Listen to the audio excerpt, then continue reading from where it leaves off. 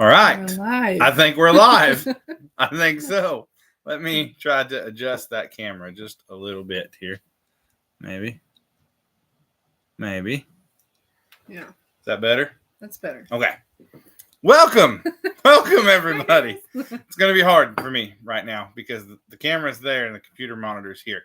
So if I'm not looking at you, off. if I'm not looking at you, sorry. But welcome. Welcome to our tiny home for the evening. Yes. Tiny home chat. If somebody comment, my mom, Tracy Poole, if you're watching, comment, let us know if the audio is okay and all that kind of stuff. Please bear with us. This is our first time doing this. Hello, Lori. Yeah, Lori T, how are you? Audio sounds good. Good deal. Oh, Lyle. Lyle. Hey, Lyle. How's it going, guys? Survival Streams. There's some familiar names in here. Good. It's good to see everybody. We're kind of give everybody just a minute. We're a little bit later than we intended on being. We tried to be about 7 o'clock, but we were running a little behind this evening. Today, I don't know about you guys, but today has kind of been a mess. There's no doubt. Yes. Kind of been a mess. All right. Well, it sounds like our audio is okay. Yep. Or it looks like our That's audio is okay. Good deal. Hello, Charles. All right. So let's go ahead and kind of start talking, maybe. Right? Yes. So I wanted to do a live stream so some of y'all could talk to Modest Mom again because it's been a while for some of you guys. But we want to do a live stream mostly to interact with you guys, truthfully. And so if you guys have any questions, post them. We will try our best to chase them down here, and we'll do our best to answer them. Mm-hmm. We don't have all the answers, and pretty much a question about anything. We're pretty open. Really, this was to have a dialogue with you guys. If this one goes okay, we may try to do some more in the future. Yes. If nothing else, it gives us a kidless night. Yes, which is good once in a while. Yeah, which is a good thing every once in a while. All right, so we did come up with a topic, though, about just getting started with whatever, maybe homestead, farmstead, survival type situation you may be thinking of in your life, right? Mm-hmm. Like, just start somewhere. And so we kind of thought we'd bring you guys through our story a little bit of kind of where we started from, kind of where we're at now, and then our goals that we still have, because we're nowhere near where we want to be. But we're also way farther along than where we were. Yes. You know what I mean? Yes, but it is painstakingly slow. Yeah. It is painstakingly slow. So originally, before my wife and I got married, I purchased a house that needed some work, needed a lot of work. And the whole point was that we would get married. Of course, then Melissa would move in and we would remodel the house and sell it, right? That was kind of the plan. And then after we did that, and we were living there a while, our life changed pretty drastically. And we started doing a lot of praying about how we were supposed to live.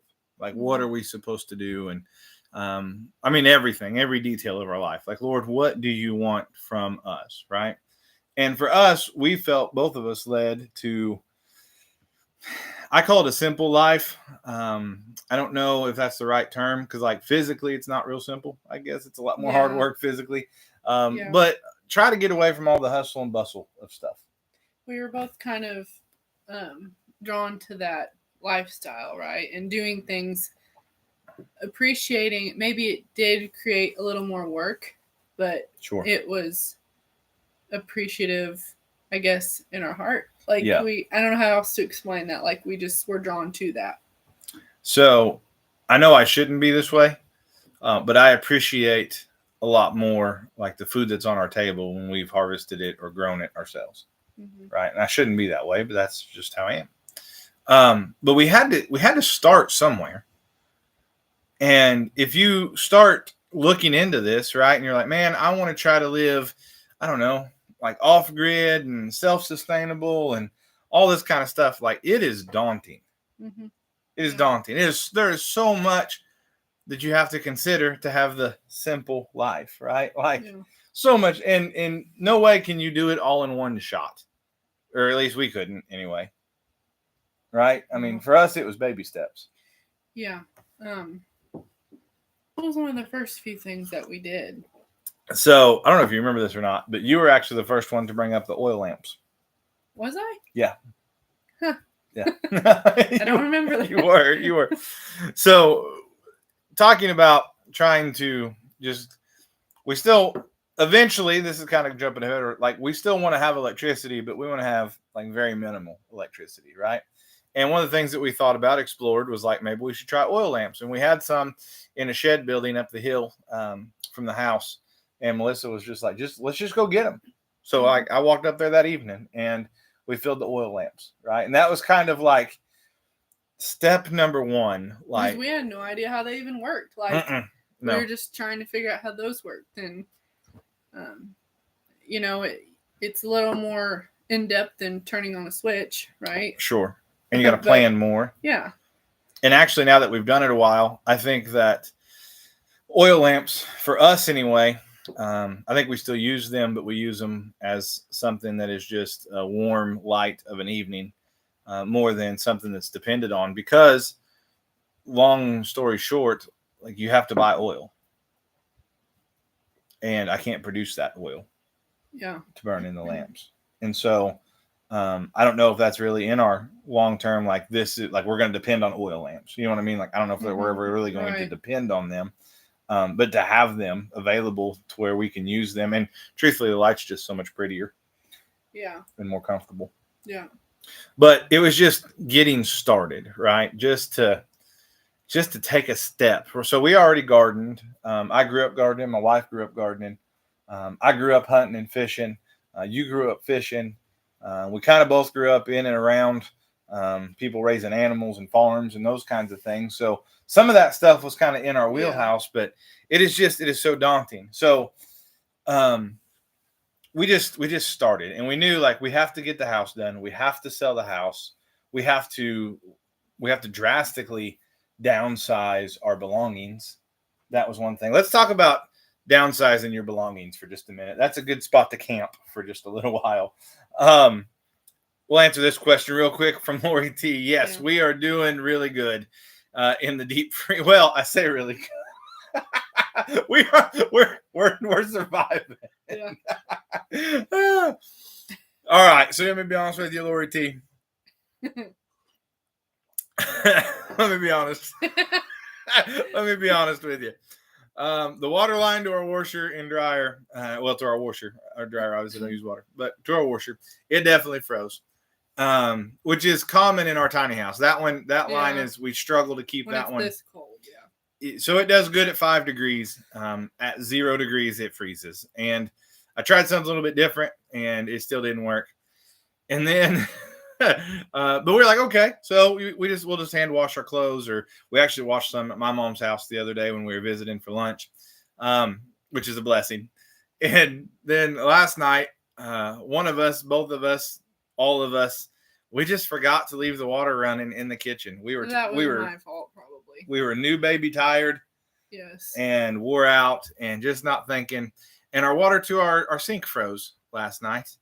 But by the end of the day today, it was back on. We got the wood stove cooking, got some heat on. Yeah, but it's okay. Like, I'm still thankful, we had the other sink wasn't froze up. It's just annoying because you have to walk across the tiny house a million times. Thankfully, it's tiny. Right? But we're okay. Yeah. And it's PEX water line, so it doesn't usually bust whenever it freezes. So we don't have busted water lines. They're just not functional right now. Yeah. No. But it's okay. We've got a great big, maybe we'll show you guys a tour of the tiny house again one of these days. We've got a great big tub in the bathroom. Big wash tub. Yeah. And so we just to hand wash our clothes in, it's not that big a deal. And the dryer's right there. So it works out. And we've got family that we can go to their house and do laundry. Yeah, my mom's down the road too. So yeah. All right. So once again, guys, feel free to ask anything you want. Nothing's off limits as far as I'm concerned. Just, clean and nothing crazy. Yeah. But ask anything you want. So let's talk about limiting your belongings for a little bit. We prayed and laid out some fleeces that the Lord answered, and we knew that we were supposed to live in a tiny house. Mm-hmm. But tiny house or no tiny house, we also knew we needed to downsize our belongings. Yeah. Which it's not like I say we didn't have just a whole lot, I guess, but we had more than I thought we did. Yeah. And we were only married a few years just a few years. But also, like, my mom was moving and your parents moved. My mom and stepdad moved and your mom and stepdad.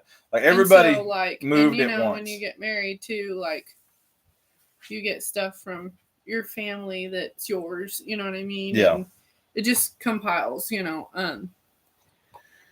and we wanted to go towards, we knew we wanted to go towards that lifestyle of less.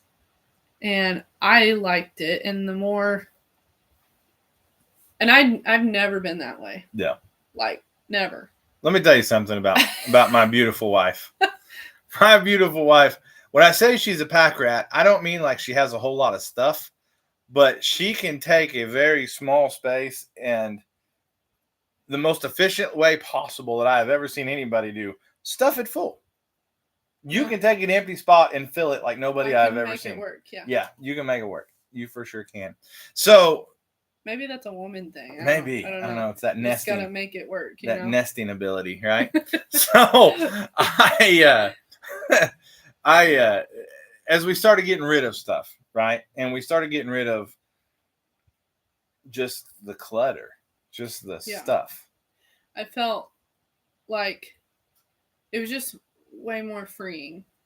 Not that I don't care to have anything, like, that's not how I am, but it got to where, especially when we started going through things, it got to where it was like, okay, we got rid of the stuff that we don't use anymore. Mm-hmm. Like, you know what I mean? Yeah. The not necessities, whatever. But now, that didn't make any sense, probably. But, I had the Bare Necessities song stuck in my head from that old movie. But not just the stuff that was essential, but then it was, okay, now between these things, are we going to use them or not? Right. Like, it wasn't just like, do I like it or not? It was transitioning into, do we need it or not?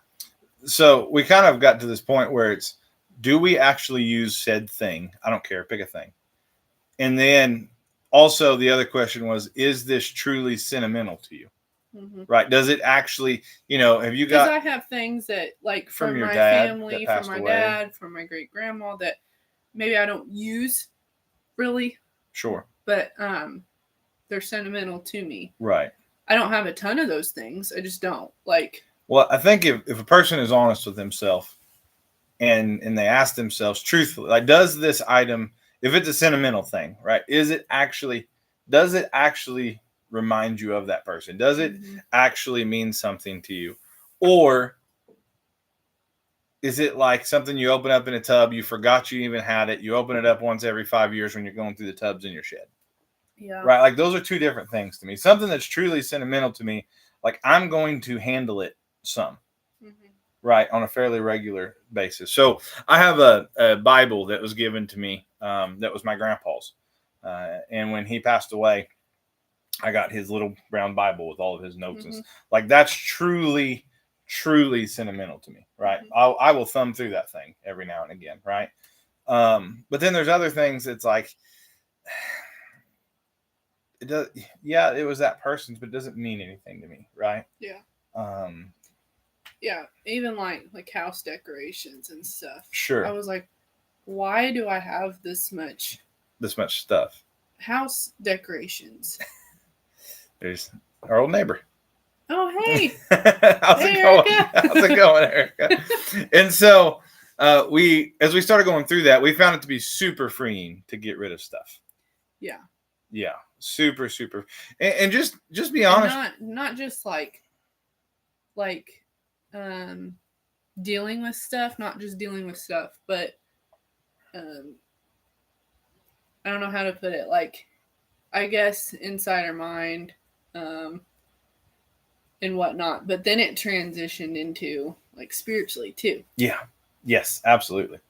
Absolutely. Because you're more free to serve the. Or I did. Yeah, absolutely. Because it kind of sometimes what you do physically, right, definitely impacts what you're doing spiritually. And so when you're able to kind of just set free, think about it this way. Like most of this extra stuff that a person has, we have it in tubs, and then we have that tub in a shed somewhere, and then we have to take care of that shed, and then we have to take care of the tubs or the boxes or whatever, and eventually like mice find a way in or whatever, and it just gets ruined or it's nasty or whatever, and it's just this constant battle of stress trying to take care of this stuff. Then you move, and you're like, man, we got to move everything, and right, it's so much more freeing to be able to get rid of some of this.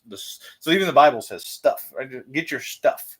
And some people would disagree with that. Some people would say it's not freeing, because then when you're in these circumstances where you need this and you don't have it, then it's more troublesome. But I feel like I lean more towards the other way anymore. Yeah. Because during that time, I was like going through a lot of things spiritually. I was growing. That's when I quit wearing, I'm going to start crying. That was when I quit wearing makeup and I got freed from that. Yeah. I was more focused on not worrying about all the worldly stuff and just serving God the best that I can, even if that meant cutting things out of my life, like stuff. Yeah. And getting rid of that stuff helped in my spiritual life tremendously. Yeah. Yeah. Yeah. It helps a lot. To be able to kind of cut loose of some of that stuff. Praise the Lord. Yeah. if you can just be set free from it. So we got our house done and we started downsizing, right? From our old place. And so downsizing for a move, survival team. It is hard. It is hard to downsize. Mm-hmm. It really, and so that's kind of where I was headed next is, yes, we've downsized, but are we to the point we want to be yet? Have we downsized to the point we're satisfied with? No, we haven't. I still have stuff I have to go through, and Lord willing, if we move to some land of our own, then because right now we're on some family land, and so if we're able to do that, then there's some stuff that Justin and I have to go through a bunch together. We're not planning on moving in, like a huge home or nothing like that.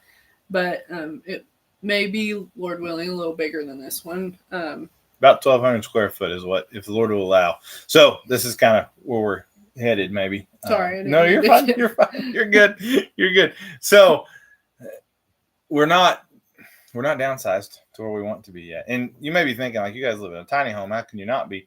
Well, we've got stuff in storage. In storage at a family member's house in a barn that they don't really use. And we've put a bunch of stuff in like yard sales and different things like that. Mom, you need to help me go. It's never ending. It's never ending. So if any of you that don't know, Tracy Poole is my mom, and she said you need to help me go through my stuff, or you'll have to do it again. We'll help you, Mom. We'll help you. We'll get through it. And how do you say that? Is that Andrea? Is that right?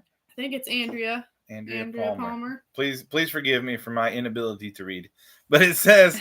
Just joined. I discussed this, but have you found a new church? No, we have not. We have not found a new church. We are still praying about where and what to do as far as all of that goes. Yeah. Still praying about it. We'd appreciate your prayers. That's for sure. Yes. We need them. Yes. For sure. Yeah.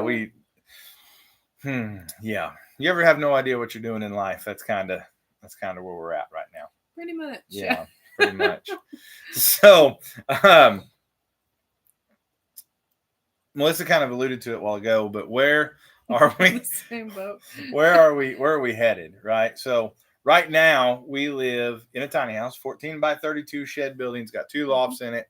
We've got 4 kids in here, and me and my wife. Most people think we're crazy. We are a little touched in the head. There's no doubt about that. But we make it work. Again, we make it work. So the Lord makes it work. Yes. Yep. She's only killed me twice, and here I am. I'm just kidding. So, thank you for your prayers. Yes, absolutely. So we live in a 14 by 32. Now, was this tiny house ever our permanent plan? For a little while, I was considering it. You were crazy enough to consider it, yes. Yeah. And I get, if we had to, like, yeah, you could definitely make it work. Like, it would be okay. Yeah. You could definitely make it work. People have lived in houses this size for a long time. That's true. With more kids than we have. That's very true. It would be a mansion compared to what a lot of people grew up in, right? And stuff. I'm thankful for what we do have right now. We are very fortunate to live in an area that we live in, and there's still some old houses up that are, man, they're itty bitty, maybe this size or even smaller, and they raised a whole bunch of kids, 8, 9, 10 kids out of them, right, way back when. But when we built the tiny house, like, it was not our permanent plan at the time. In fact, you kind of, after we started building it, you were the one that was like, we might be able to make this work, right? I still love it. Like, I like what we did with it and everything. Yeah, it is. So I'm looking around like y'all can see. Y'all can't see. I'm looking around the tiny house while she's talking, reminiscing. Yeah. And so the plan was to live in this while we try to find a piece of land of our own, because right now we are very blessed to be able to be on some family land, but we're not on any land of our own. No. And we would like to be one of these days. We have wanted that since we were at the house we bought when we got married. That was part of the whole plan. Yeah. And we're just not there yet. No. I don't know if anybody has noticed, but land prices has went through the roof in the last 5-ish years or so. Absolutely through the roof. So then it comes, speaking of the land prices, right? Well, then comes this, if you're going to start this journey, if it's something you feel led to do as well, there's going to be some discouraging moments in it, right? Land prices is one of those discouraging moments for us. So shortly before we sold our house, land prices were a lot cheaper than they are today, right? So post-COVID, it was one of those things where land, the 20 to 40 acres that was $60,000 to $80,000, now it's more like $120,000 to $160,000, $200,000, right, for that same block of land. And so for us, it's one of those kind of step backs. And it's like, okay, well, we may have to readjust how much land maybe we get, or we may have to be a little bit more patient in what it is we're trying to do. And it's not just, if you start any journey like this, maybe it's not land, maybe it's your first type of animal that, like, say you're wanting to raise cattle, right, to butcher for your own family, and maybe the fencing costs more than you thought, or maybe the shelter is going to cost more than you thought, or whatever, right? And so there's going to be these little step backs. And my whole deal is like, just don't continue to discern the Lord, but don't give up on it just because it gets a little tough. Yeah. Right? It's going to get tough. Yeah. Have you considered moving it to your own land? We have. Yeah. So that is kind of the plan, Lori T, is the way I finished this house. So we ordered it. It was just a shell. And I finished the inside, right? And I built it in such a way where only the sewer lines and the electric are underneath the house. Those are the only two things I have to cut away when they move it. It is up on blocks, and it's supposed to be able to move it just like you would a trailer or something like that whenever we buy land. And that is the plan, is to move the tiny house to a piece of land. And then our future goal would be to build a home. Still up for debate on what kind of home that would be. I would really like to build a log home using resources that's on that piece of land that we buy, Lord willing. Is what I would like to do. We've talked a lot about it. We've drawn it up a lot. We think somewhere right around 1,200 square foot is kind of that sweet spot of a house that is not so small that we have to have a bunch of like outdoor buildings also, but a house that is not so big that it's a pain to clean. Yeah. Right. Yeah, I don't want to have to spend a long time cleaning the house. No, you spend enough time canning and taking care of kids and homeschooling. You don't need to take a lot of time cleaning the house. But yes, Lori T, that is the plan. One of these days, right? Mm-hmm. To move the tiny house. And we would like to eventually get off grid as much as possible. Yeah. As much as possible. And what I mean by off grid, so still have internet access, but no electricity, no. So we'll have electricity, but no on-grid electricity, right? And be some sort of combinations of electricity, solar and wind and generator and those kinds of things. Yeah. Right. That is kind of the plan. But once again, right, it's all baby steps, little stuff. I would recommend if you want to kind of get started on this. I mean, there's some things you can do fairly cheap. Look around. If you live on a place that with any amount of property whatsoever, if you've got any trees, some of the very first like houses and hutches and stuff that I built was off of the trees that were on the place that we lived on before. Right. I just took the limbs down and I took the bark off the trees and that's how we built what we built there. Stop by to hit the light. Thank you in the woods. Thank you very much. But that is eventually our hope is, right? But right now, like I said, this is where we are now, right? We're in the tiny house. We got our chickens and our goats and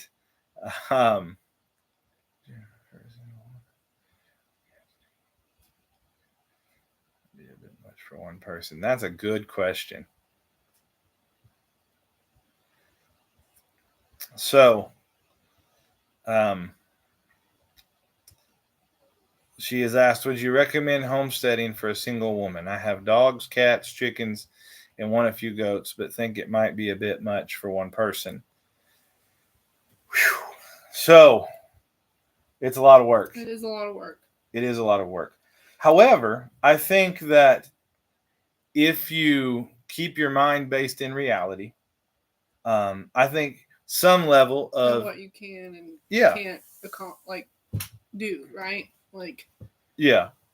I think a person, if a person keeps their mind based in reality, and what I mean by that is not just being like, well, I just can't do that, but I mean understanding like how hard can I push myself? Yeah. And what can I actually do? And you can definitely accomplish like several levels of whatever somebody wants to call homesteading today, right? It sounds to me like you've got a pretty good start. You've got chickens. So you're going to be getting eggs. You're going to be getting meat possibly from that chicken. You maybe want a few goats, but think it might be a bit too. Depends on what you do with your goats too. So I know our goats right now, we're not able to milk them. They're too young. They are bred right now, so it'll be a while before they have babies. But they're pretty low maintenance. They really are. They're a pretty low maintenance animal for what we. A lot of people kind of had us a little scared. Yeah. To get goats, they always get out. They get on everything. Our goats have only gotten out maybe once while we were away. So when Lola was in the hospital with RSV, they were out when we got home. But they stayed together. They were on the property. They weren't in, I grain bucketed them right back in. They're feed babies, so you just give them a little grain and they will come wherever you want them to. Thankfully, they're bucket babies. Yeah, they'll come right to you. Yeah. So it really wasn't too hard. Big of a deal. In some gardening, right, a person can do by yourself, I would say for sure. There's a lot of things. Yeah. There's a lot of things that you could do yourself. As long as you just kind of keep yourself in and give yourself grace. Yeah.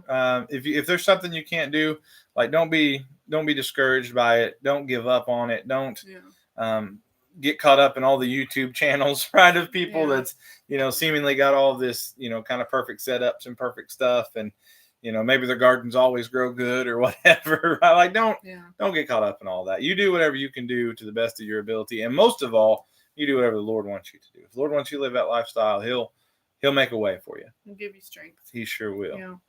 He sure will.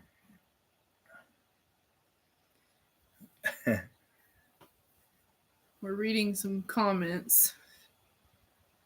So I'm going to let Melissa kind of read the comments here, and we'll try to get caught up on those. But I will say that even for Melissa and I, just trying to. So I'm the go-getter type as far as I kind of feel like we can accomplish everything.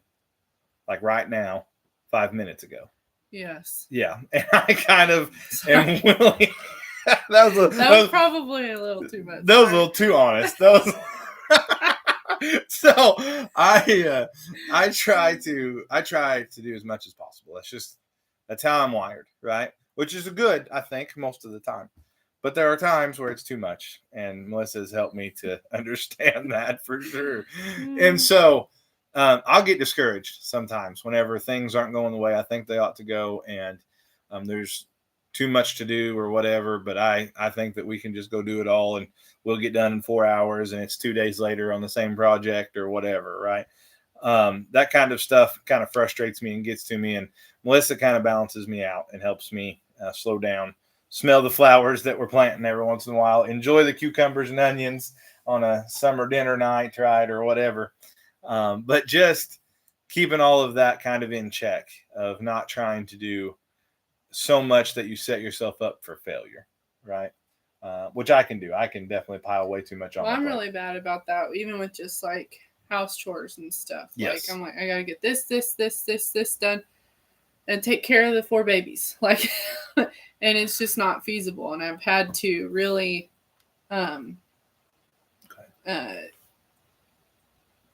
put more realistic goals on myself, right?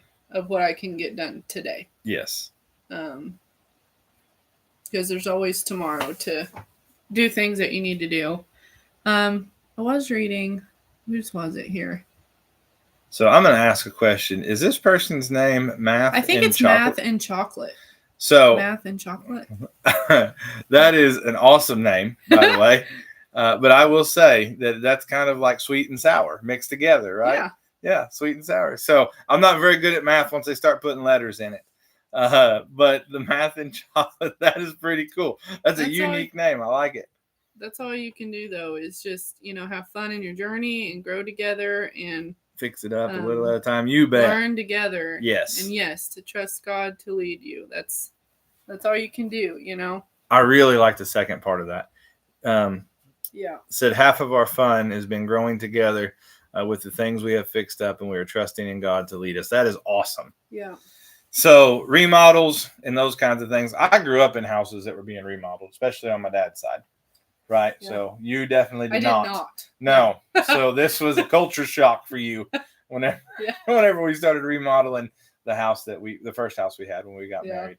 And I will say that in a marriage, it will either grow your marriage or it will divide you two. Not my real name. So I didn't figure it was your real name, but that would have been cool too. I thought you must like math and chocolate. But I teach math and eat chocolate. Yeah. Listen, that sounds like an awesome plan. Yeah. That really that really does. And thank you for being a God-centered teacher. For sure. For sure. Trusting in God to lead you. That is awesome. But yeah, so it was definitely a little bit of a stress maybe in our marriage at first. I remember Melissa being like, so when's this going to be done? And I was like, when we move out. That's probably when it will be done for sure. So a little bit at a time. That was huge for us. We had to learn, and I had to learn to just accept the baby steps and celebrate the little victories that come with getting a little project done or a little thing done like that, right? And we were having babies at the time, and so it was all very slow paced, So we had to enjoy what we did accomplish, So I'll give you what not to do. We closed on our first house that we ever bought together and then sold it. I went and signed. You went and signed the paperwork early, and then I went and signed the paperwork and got the house all finalized to get sold one day, and then the very next day we had our third kid. No joke. No joke. The very next day. Yeah. Yeah, that was pushing it a little too hard, and that probably was not the wise way to go about that, but it all worked out. Yeah. Yeah. It all worked out good for us. Thankfully. So, oh, thank you very much, Math and Chocolate. That's really cool. Thank you very, very much. We have a homeschool. Man, that is awesome. That is awesome. We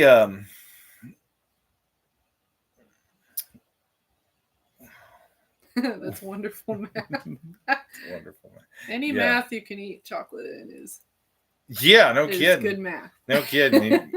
So if I went to public school growing up, we homeschool now. If my math teachers would have given us chocolate, I would have been more apt to go. There's no doubt about that. But they have a homeschool co-op, which is awesome. Yeah. And they're working together to get that done. Man, that's cool. Yeah. And so whenever you start, right, just pick your feet up and move a direction. Mm-hmm. Right? I don't care what it is. If it's growing lettuce, right?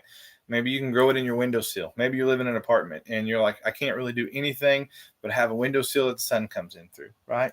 That is one thing. Like, I feel like, especially as a couple or, as a woman, I don't know. But I feel like, especially when it comes to homesteading things, like, I feel like it's a good thing to try to get really good at one thing at a time, right? Don't try to do, that's a good call. I want to do this, this, and this. Again, I'm really bad about that. But like I think one of my first journeys was like soap making, right? So I've been making our own soap for years now. We have not bought body wash soap or hand soap in years. I did buy some Irish Spring soap because somebody told me if I put it around my garden, it'd keep the deer out. Yeah. But other than that, for ourselves, no. And just working really well at that craft or whatever it is you would like to do, whether it be bread making maybe, or, it just got to where we were like, okay, we decided we were not buying bread anymore. Yeah. And so it kind of forces you to try to learn something well, right? Yeah. Not saying that I know how to make bread well. I'm not well enough. Well enough to eat, I guess. but yeah, and there's something to that. I was telling my oldest the other day. When people say there's a will, there's a way. If you have that desire there, you can do it. And Lord willing, right? Yeah. Yeah, and even so, we started on like the wild edibles that grow in Missouri, right? Yeah, early. And we kind of divided and conquered. So I started trying to learn the mushrooms, and you went to try to learn some of the greens, right? And we don't know them all by any stretch of the imagination, but we know a lot of them, and that's something that you can do, right? Wherever you're at, that's an easy step. That's an easy step. We should have started with this. See, this would have been a lot better spot to start, maybe. But that's an easy step that you can do. Is learn the wild edibles that grow in your area. Mm-hmm. Look them up now while you have the opportunity online or whatever. Yeah. Find somebody local, right? Find somebody that the whole town says is crazy that goes out in the woods and gathers a salad every spring, right? Like, find that person and let them teach you what you can eat, or like I said, do it online. Like, that is a good way to start, because I'll be honest with you guys, the reason we started doing that stuff is because financially we were strapped. We were very, very, very tight. Yeah. Financially. And at there was zero wiggle room. No. And at the time I was studying all that and found out you could eat dandelion greens and plantain, and it was very good for you. And we literally for dinner one night as a side, we all had a wild green. We did that a lot. Salad, time. Yeah.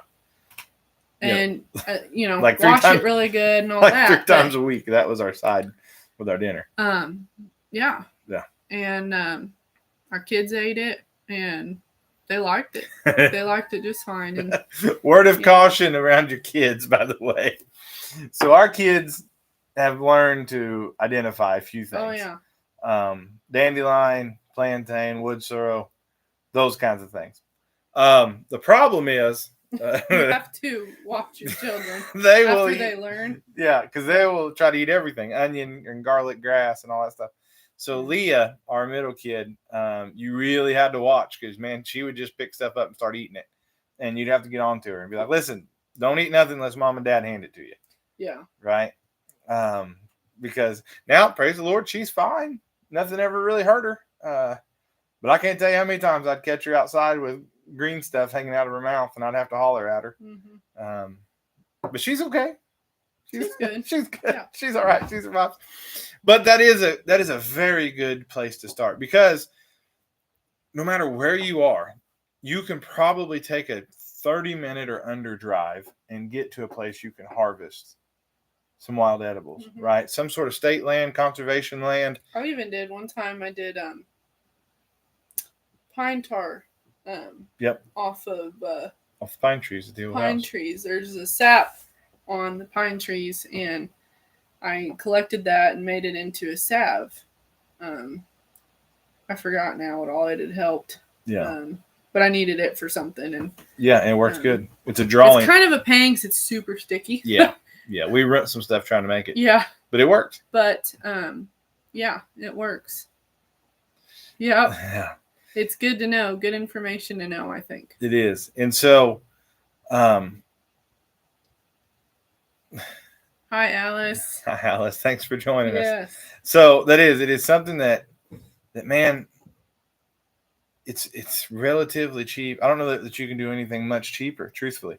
So start going through your stuff, figuring out what you actually need, what you don't need. Mm-hmm. And one of the ways that you can help pay for the things you're trying to do, right, your goals, is selling some of that stuff, right? Like if you have extra, I don't know, whatever plates, dinner plates that you don't really need, how many dinner plates do you actually need? Mm-hmm. Truthfully, how many right? And so I don't care if you only get 25 cents for them. If you sell enough of them to get a couple bucks, we'll save that couple bucks and use that to help further something else on your homestead, or to further your homesteading journey. Yeah. And so you're taking the stuff that you don't really need and it's not doing you any good, right? That's how kind of all of this begins to snowball. And I'm not pretending to be an expert because, like we've told you guys earlier in the stream, we're not where we want to be yet. We still have a long ways to go.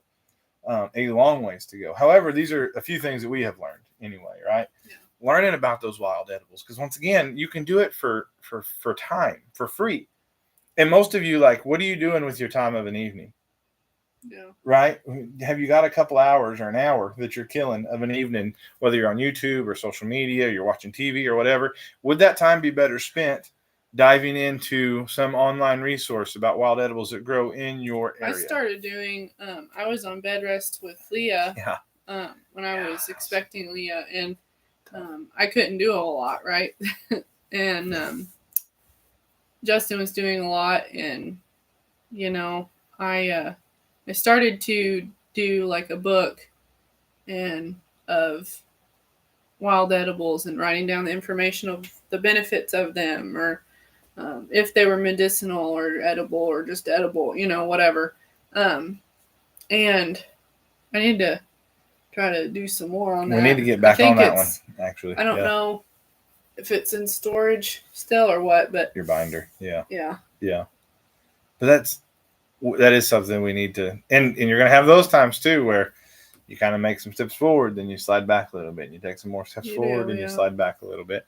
But because there's so much in homesteading, like there is, which there is in everything. Right? Sure. But if you're trying to get to like the self-sustainable as much as possible, kind of lifestyle, and we're doing it because we feel led to, right? Mm-hmm. Like we feel led of the Lord to do that, right? And I think it depends on the severity of how much you want to do that, right? Yeah. How far off in it do you actually want to go? So when I was building this tiny house out, our local county assessor come by to assess the property for tax purposes, and it was all very friendly. But those of you that know me very well know that I kind of have a sour taste in my mouth about government officials, right? I'm not a huge fan all of the time of government officials. And so the county assessor asked me. We went through a bunch of stuff, and they looked inside, and they were going to charge more because it's got lofts and all that kind of stuff. And she asked me, she said, well, is it livable? Because they wanted to start taxing us on it. And I could not help myself. And I'm not saying it was the best of Christian moves ever, but I said, ma'am, I have a tent. I have a nice canvas tent with a floor and a wood stove jack in it. If I wanted to live in that, like, I could. So you need to define livable, right? You need to let me know what you mean by livable. Did you just say that? Yeah. And so, with that, right, with understanding that, what is livable for you, truthfully? Like, what can you do? Are you willing to push yourself further than what you're comfortable with? Are you willing to be uncomfortable for these things? Are you willing to do things that are against? Because here's the thing too, also, like, your family's going to think you're nuts. Not all of them. We got some family that's right on track with us, thankfully. But we got some others, right, that are like, them guys is crazy. Yeah. Yep.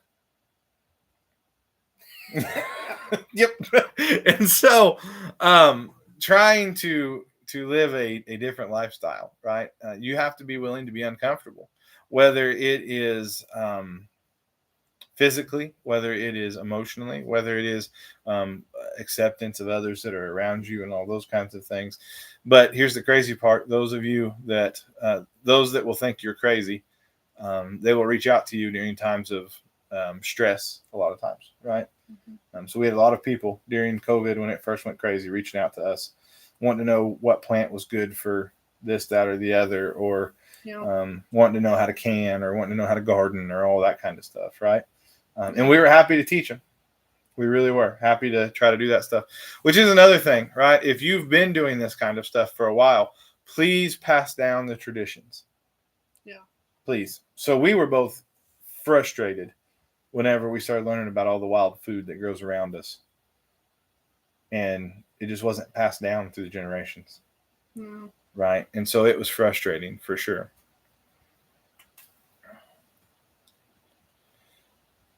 Colorado farm in Kansas. Anything medical about dandelions? Yes. Jesus. So yes, Jesus. That's not what I mean. Jesus, the risen King, said, "Is there anything medical about dandelions? I just started eating them." Yes, absolutely. Dandelions. Give me a minute. Let my brain click over. So, very high in vitamins and minerals for sure. It's an overall good body. Yeah.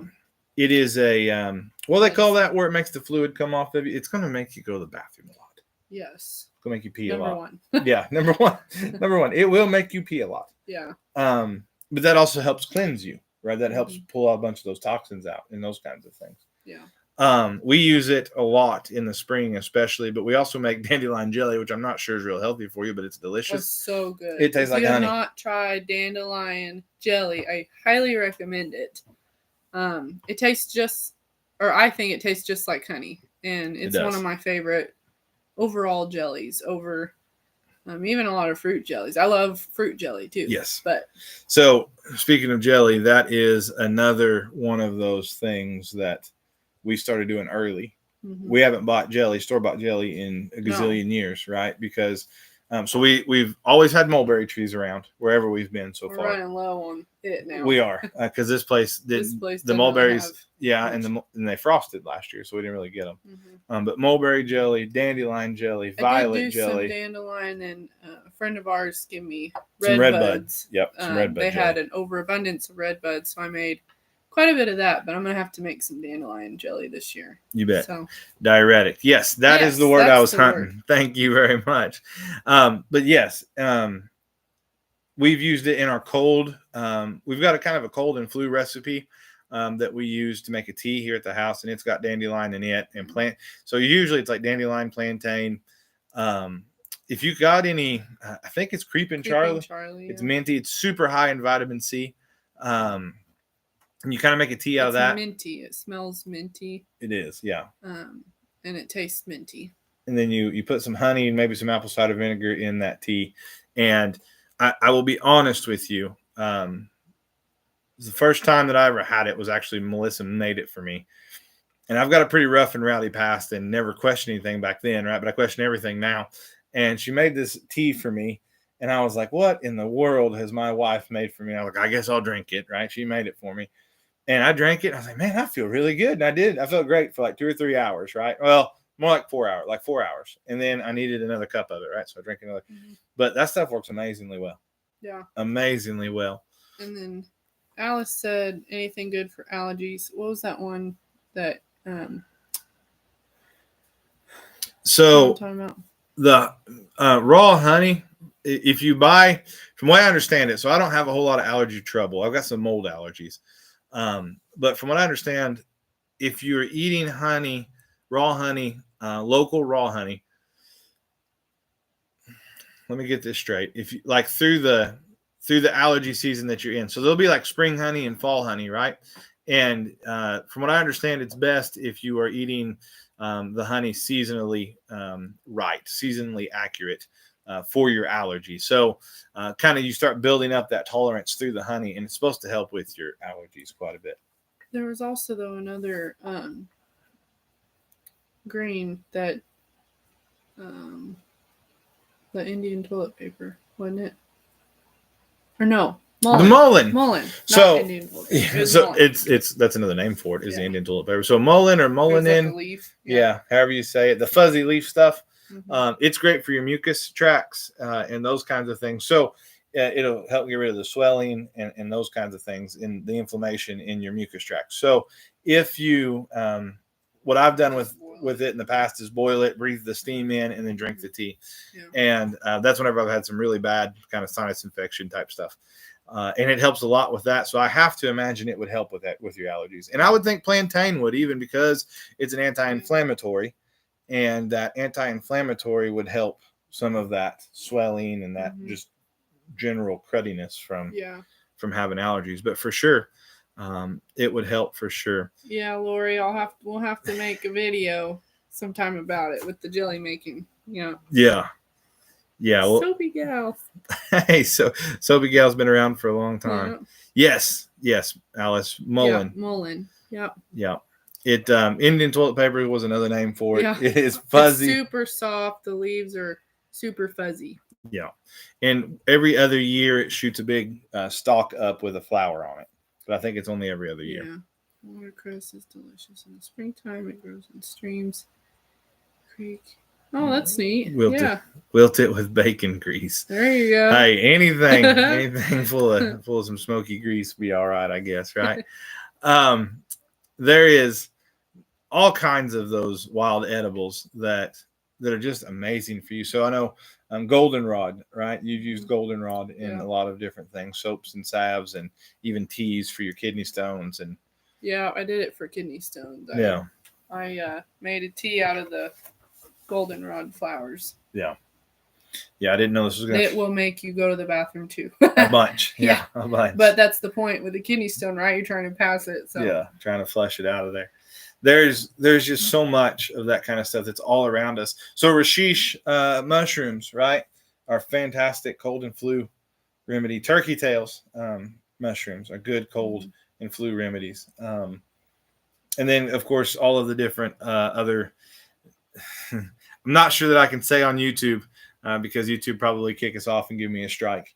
But there's a big C word that a lot of people have all over the country that many different kinds of mushrooms are supposed to help with. That starts with a C, and you can kind of get it anywhere in your body.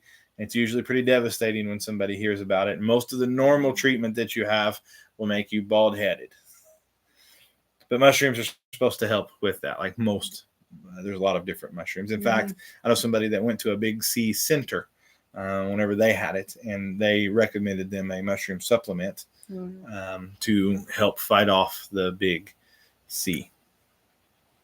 Yes. Maybe I can say that without getting kicked off. I gotta be really careful, guys. We need all the help that we can get. YouTube, it's a fight sometimes on here just to get videos up and to get them where people can see them and those kinds of things. I feel like I have to talk in code most of the time. I think we get the Yeah. Thank you, Lori T. I'm glad it was coming across. And so We need all the help we can get on that stuff for sure. So for me, and we'll try to kind of wrap this up. I know we're kind of dragging on here for now almost an hour, but I think for me and for Melissa both, maybe we started off in an old house that needed fixed up. We flipped the house. We sold the house.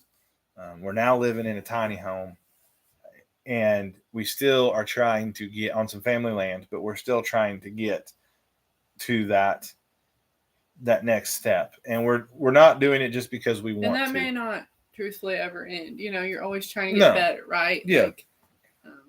Yeah, even for sure. Spiritually, you're always trying to get better. Yeah. Closer to God, Yeah. But, I don't think I'll ever in my walk with the Lord be like, okay, I'm exactly where I need to be right now. Right? No, you're always trying to grow. And so also, we are not doing this lifestyle just because we want to. Right? We really feel like down in our bones, this is how we're supposed to live. Yeah. And this is what we are supposed to do. And like, I know I get convicted because sometimes even I want to kind of go back to living maybe more like we did when we first got married. Right. Yeah. Sometimes, but we just can't. Because when I start thinking that way, I get convicted by it, right? And the Lord's like, no, it's not what I want for you. Right? I want you to live this lifestyle so that we can be as free as possible, to serve Him and to do what it is that He wants us to do, and to go where it is He wants us to go, which we still don't know right now where that is, but to go and to do whatever it is that the Lord wants us to do. And so I think you kind of have a choice in that, like, are you going to be so overwhelmed by the daunting task of it, or are you just going to get started? Yeah. Somewhere, right? I think of Noah building the ark, right? Like, at some point in time, he cut the first log. Mm-hmm. He drove the first pegs or nails. How many years to 120-ish. Yeah, approximately, right? Somewhere in there. So, but he had to start somewhere. Mm-hmm. And I'm sure the Bible doesn't record it, but I'm sure there were times where it just seemed impossible, right? You were just looking at this thing and you were like, oh man, how am I going to construct this? How are we going to build all this? How are we going to even cut all of the wood? And I have no doubt that the Lord provided in a lot of ways through all that for him, right? Sometimes I wonder if Noah ever woke up one morning and looked over his stack of logs and was like, it seems like there's twice as many logs there as there was yesterday, right? So no doubt the Lord will take care of it. Yes, He will guide you. Glory to you. That is absolutely right. And so I think, though, and if you just start, it just kind of snowballs, right? So we've got a bit of it like a cast iron addiction, right? Like we do a little like cast iron pans, and we've learned to use them, right? And that was one of those other steps that it was like, let's get rid of anything Teflon because we learned how terrible that was, and we started cooking some stainless steel ones, pans that I use some, but mostly, especially since we moved here, I started getting more in, like, I only cook with the cast iron, or like 99.9% of the time. It is the cast irons. Yeah. Everything just tastes so much better. Tastes so much better. And I can even use them on the smoker. Yeah. We're on top of the wood stove, and we do so it's just that little stuff. And before you know it, you're doing so much more than you realize. Right? Yeah. And so my recommendation to any of you guys would be just start somewhere. Yeah. Pick a spot. Pick a thing. Pick a small thing. And like Melissa said earlier, just decide not to buy bread anymore. Mm-hmm. Just make it yourself. It's not that hard. No. It's really not. And I want you to think about the bread you get at the grocery store, right? If you're buying that stuff that's already cut into slices, like, it will stay good for an unnatural amount of time. Yeah. And then you have to ask yourself why, right? And I know for me, like, I can't eat a lot of that stuff anymore. It hurts me. Like, I swell up real bad. And a lot of people make it like twice a week, which is reasonable, right? Yes. And so we have 4 kids, but like, I don't try not to eat a lot of carbs. For my PCOS and a lot of the hormone stuff. Because here's what happens. You make a delicious batch of sourdough bread, and then you got that delicious dandelion jelly sitting in your cabinet, right? And then what goes better with that than a cup of delicious raw milk out of your refrigerator, right? And it's all delicious. and fantastic. And the carbs stack on top of each other, right? But man, it's good. It's yummy stuff. And so, please, just get started. Yeah. Just get started somewhere. Pick a place, pick a thing, and start learning all you can about it. Mm-hmm. And once you kind of halfway get that down pretty good, move to the next thing. And before you know it, you'll be a lot further along than you ever thought that you could be. Yeah. Don't get discouraged. Don't get caught up in all the YouTube channels that they've all already got it. They've got it all set up already. And they've got everything that, they've already got the solar panels maybe, or they've already got their whole, however many, 10, 15, 20, 40, 60, 100 acres, whatever it is. They've got it all set up and fenced and cross-fenced, and they're rotationary grazing it. And They've got solar panels, and they've got this beautiful garden, and they've got all. Don't get caught up in there's no way I'll ever get there. Most of those people, it's taken them years to get to where they are now. Yeah, and don't be jealous and covet and all of that kind of stuff, because this stuff can become an idol just like anything else. Yeah, it really can. Yeah. So you have to watch that, and you have to watch. Just being down on yourself all the time, right? So one of the reasons why I wanted to even start this channel, and one of the things that I've always really liked to do, is to give people the courage to try things. Yeah. So this is going to be a bit of a sidestep and no extra cost. We're running over an hour now, and I'm sorry if you stuck with us this long. Thank you very much. But I have stuck with our rambling this long. I have grown up in such a way where I have seen people, especially men, just absolutely rake somebody over the coals. Some young man that doesn't know what he's doing, and just rake him over the coals and crush him over, whatever it is, maybe butchering an animal or doing a job or a task. I understand picking, and I will pick on somebody right there with you, right? So, especially you take a group of men working together, and a little bit of picking on each other is a fun thing, and it's okay. And there's some stuff that's done in good fun, and I think that's okay. Mm-hmm. But when you're raking somebody over the coals where they are terrified to do that task again, you have really messed up. I think. Yeah. And I have always had this drive inside of me to help people with that. So I like to take people deer hunting. Maybe that's never been deer hunting. I like to take people. Well, I'll address that here in a minute. Maybe I like to take people that's never been deer hunting. I like to take people and get them processing a deer, maybe that's never processed a deer, right? Because it seems so daunting, but it's really not, and it's something thankfully that I've grown up doing, right? And so I understand that all you gotta do is get the meat off the bone and onto your table, right? And if you'll go at it with that mindset, anybody can do it if your hands work, right? Anybody can cut the meat and just do the work.